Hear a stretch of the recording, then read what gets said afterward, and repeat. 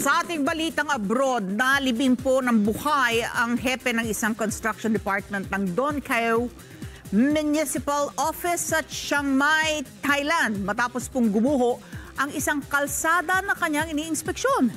Sinusuri po ng 56 anyos na opisyal ang sewer at drainage pipes nang biglang gumuho ang kalsada. At kaagad namang nagtungo sa pinangyarihan ng insidente mga kasamahan ng mga opisyal at mga rescuer. Tumagal ng halos 20 minutos bago maialis po yung opisyal mula sa debris at kaagad na dinala sa pinakamalapit na ospital, subalit dead on arrival na po ang biktima. Kaagad na nagpaabot ng pakikiramay ang mayor po ng Chiang Mai sa pamilya ng opisyal. Binigyan din ng alkalde ang kahalagahan po ng pagpapairal ng mataas na safety standards kapag nagsasagawa ng pag-inspeksyon sa mga katulad na construction work, lalo na ngayong panahon ng tag-ulan.